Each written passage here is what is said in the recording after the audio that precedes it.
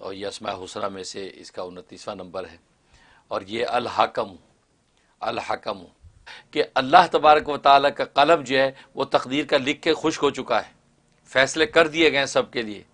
اور فرمایا کہ اب اگر ساری انسانیت اکٹھی ہو کے تمہیں کوئی خیر پہنچانے چاہے اور وہ خیر اللہ نے تیری تقدیر میں لکھی نہیں ہے تو ساری کائنات تمہیں خیر نہیں پہنچا سکتی، کیونکہ اس کا فیصلہ ہو چکا ہے۔ اور اگر ساری کائنات جمع ہو کے تجھے کوئی نقصان پہنچانا چاہے اور نقصان اللہ نے تیری تقدیر میں لکھا نہیں ہے تو کوئی مائی کا لال تمہیں نقصان نہیں پہنچا سکتا۔ تو مطلب یہ کہ اللہ کے فیصلے ہو چکے ہیں اور ایسے اٹل ہے، اب اس سے ٹس سے مس نہیں ہوتا۔ تو یہ حکم اللہ کی ذات ہے۔ اور یہ اس نام کے اندر عجیب و غریب جو ہے وہ فضائل ہے۔ سب سے عجیب و غریب فائدہ یہ کہ ایسا شخص کہ جو نئی سے نئی جو ہے کوئی ایجادات کرنا چاہتا ہے یا نئے سے نئے آئیڈیاز چاہتا ہے کہ مجھے آئیڈیاز ملیں، یا کمپنی میں کسی ایسے عہدے پہ جس کو نئے نئے آئیڈیاز چاہیے وہ نئے آئیڈیاز دیں تو ترقی کرے، تو حکم کے اندر اس کی بڑی تاثیر ہے۔ آدھی رات کے بعد جو ہے وہ الحکم جو ہے اس کا 99 ٹائم ورد کرے، یعنی رات کے 12 بجے کے بعد جو ہے یا حکمو یا حکمو یا حکمو یا الحکمو کا ورد کرے، اول آخر 11 مرتبہ درود شریف یہ کر کے سینے پہ دم کر کے سو جایا کرے۔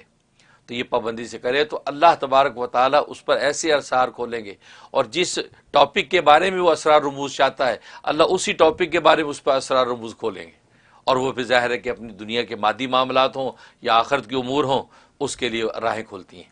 یہ اس کے اندر تاثیر۔ اور دوسری اس کے اندر تاثیر یہ ہے کہ کوئی یہ چاہتا ہے کہ مجھے وہ کشف و الہام کی کیفیت حاصل ہو جائے، یعنی اس معنی میں کہ ایک آدمی کچھ قضیہ اس کے سامنے رکھتا ہے، کوئی بات کرتا ہے، تو بس اوقات آدمی بات سنتا ہے، پورا قصہ سن لیا لیکن کوئی اس کی اثر جڑ تک پہنچ نہیں پاتا۔ جب وہ کہہ کے چلا جاتا ہے تو بعد میں کہتا او ہو یار اس کا مطلب تو یہ تھا ہے، اور بعض دفعہ کہتے یار یہ تو لا گیا مینوں ہے، میں تو سمجھے ہی نہیں ہوندی گل، سمجھے نہیں، یہ کیا، بعد میں پریشان ہوتا ہے۔ تو ایسے آدمی کے لیے اس پہ زبردست تاثیر ہے۔ اور وہ یہ کہ روزانہ عشاء کے بعد یہ اپنے نام کے عدد کے اعتبار سے یا خود جو ہے اس نام کے عدد کے اعتبار سے، یعنی 68 ٹائم یا اپنے نام کے عدد کے اعتبار سے اس کا ورد کرے، اول آخر 11 مرتبہ درود ابراہیمی یعنی نماز والا درود پڑھے، یہ پڑھ کے اپنی سینے پہ دم کرے، اور شب جمعہ میں آدھی رات کے بعد یعنی 12 بجے کے بعد جو ہے یہ اس کا ورد کرے، اور اتنی کثرت سے ورد کرے کہ پورے یعنی انہماک ہو جائے اس نام کے اندر، اور پھر اس کے بعد جو ہے یہ اللہ سے دعا کرے، سینے پہ دم کر لیا کرے۔ تو یہ مسلسل 41 ڈیز یہ عمل کر لے تو اللہ تبارک و تعالی اس کو ایسی بصیرت عطا کر دیں گے کہ بات سنتے ہی اس کی تہہ تک پہنچ جائے گا، اور اس پہ ایسا کشف قلب کا حاصل ہوگا کہ اس کو باطنی طور پہ بات سمجھ میں آ جائے کرے گی۔ یہ اس میں خوبی ہے۔ اور تیسری خوبی ہے کہ اگر یہ چاہتا ہے کسی کا محتاج نہ ہو تو پھر ہر نماز کے بعد 80 مرتبہ 80 ٹائم ہر نماز کے بعد یہ پڑھ لیا کرے، دعا کرنے کے ٹائم یا دعا کر رہا ہے اس وقت یا حکمو کا ورد کر لے، یا پہلے ورد کر کے پھر ہاتھ اٹھا کے دعا کر لے، تو یہ کسی کا محتاج نہیں ہوگا،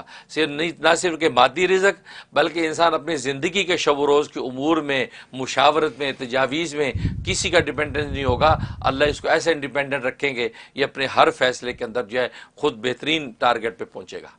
یہ اس میں خوبی پیدا ہو جاتی ہے اس میں۔ اور ایک اس میں بڑی زبردست خوبی ہے کہ انسان کے اپنے اندر باطنی خیالات خراب ہو گئے یا اولاد کے باطنی خیالات خراب ہو گئے یا فساد خیالات پیدا ہو گیا یا مذہبی طور پہ اس کے اندر جو خرابی جیسے آج کے ماحول میں ہو جاتا ہے، تو اس وقت جو ہے یا تو اس بچے کے نام کے عدد سے یا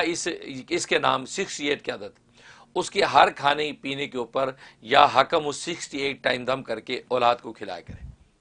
بلکہ آج کل گھر میں جو بھی کھانا پکے سب پہ دم کر دیا کرے تاکہ بچے بڑے سب کھائیں، تاکہ فساد عقیدہ کا شکار نہ ہو، ایمانیات کے اندر ان کے کوئی ایسے شبہات پیدا نہ ہو، اللہ کی نا نظر آنے والی ذات کے بارے میں ایسے شکوک پیدا نہ ہو، اس کے لیے زبردست تاثیر ہے۔ تو یہ پڑھ کے دم کرتے رہیں گے، اور یہ 90 دن پابندی سے کرنا ہے،